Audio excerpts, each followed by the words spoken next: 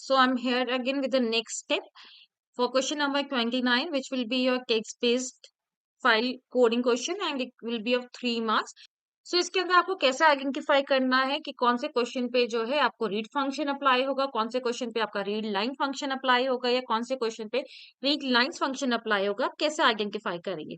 So for this, अगर आपको जो है करेक्टर बाय करेक्टर डेटा को एक्सेस करना है फाइल में से, अगर आपको जो है इंडिविजुअल करेक्टर डेटा में से एक्सेस फाइल में से एक्सेस करना है, तो उस केस में जो है हम रीड फंक्शन यूज करेंगे, right. After reading the complete data into the variable, हम उसके ऊपर लूप लगाएंगे जैसे हम स्ट्रिंग पे अप्लाई करते हैं to access each and every character, right. अगर जो है हमें वर्ड पे काम करना है, राइट, अगर हम वर्ड बाय वर्ड पे काम कर रहे हैं, ठीक है, in that case we will again apply F dot read function, but इसके ऊपर जो है हम देन स्प्लिट फंक्शन अप्लाई करेंगे, like for I in S dot split.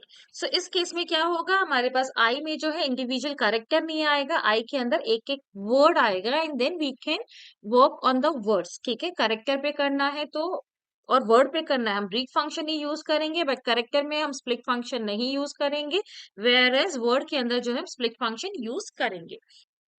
अगर आपको जो है rather than on a individual character और इंडिविजुअल वर्ड आपको बोला गया है कि आपको लाइन रीड करनी है on the basis of a character, like जिसका स्टार्टिंग कैरेक्टर, जिस लाइन का स्टार्टिंग कैरेक्टर ए है उसको डिस्प्ले करना है, या जिस लाइन का लास्ट कैरेक्टर ए है उसको डिस्प्ले करना है, या फिर आपको ये काउंट करना है कि एक लाइन के अंदर कितने वॉवल्स हैं, कितने कॉन्सोनेंट, क्या अगर आपको लाइन के अंदर इंडिविजुअल कैरेक्टर्स को काउंट करना है, तो उस केस में जो है हम रीड लाइंस फंक्शन यूज करेंगे, ठीक है। रीड लाइंस फंक्शन यूज करेंगे तो उस केस में हमारे एस के अंदर जो डेटा आएगा वो लिस्ट ऑफ स्ट्रिंग के फॉर्म में आएगा, and then for I in S करेंगे तो आई के अंदर हमारे पास पूरी एक लाइन आ गई, that will be in the form of string.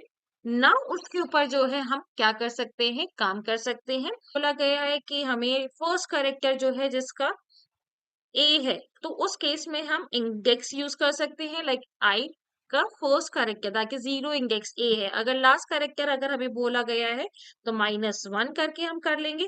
और अगर आपको इंडिविजुअल वॉवल्स काउंट करने हैं तो उस केस में आपको क्या करना है, आपको चेक करना है कि आई जो है, ठीक है, if I in A E I O you या फिर ए ए आई ओ यू, अगर आई जो है इसके अंदर है तो हमें काउंट की वैल्यू को क्या करना है, इंक्रीज करना है। सो अगर रीड लाइंस में अगर हम कब यूज करेंगे, जब हमें लाइन पे काम करना है एंड लाइन के ऊपर जो है इंडिविजुअली कैरेक्टर्स पे काम करना है। फिर आपको जो है लाइन बाय लाइन काम करना है, बट लाइन के अंदर भी आपको इंडिविजुअल कैरेक्टर बाय कैरेक्टर नहीं चेक करना, आपको वर्ड्स के बेसिस पे जो है चेक करना है।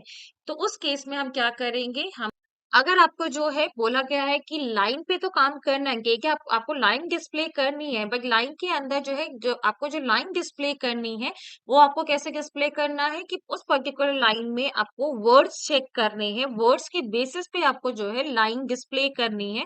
तो इन दैट केस हम रीड लाइंस यूज करेंगे। अगेन जब भी हमें लाइंस पे काम करना है तब रीड लाइंस फंक्शन यूज करेंगे। Now in that case again हमें जो है वर्ड पे काम करना है तो हम यहाँ पे क्या करेंगे, जब हम यहाँ पे रीड लाइंस करेंगे तो एस के अंदर हमारे पास पूरा लिस्ट ऑफ स्ट्रिंग आ गया। Now for I in S, now I contains the complete line in the form of string. अब मुझे उसको क्या करना है, उसको वर्ड में कंप्लीट कन्वर्ट करना है, तो हम क्या लिखेंगे, for I J in I dot split. Now J will contain list of words, ठीक है। Now we can work on the words in every line. So this is how we do the coding in text file.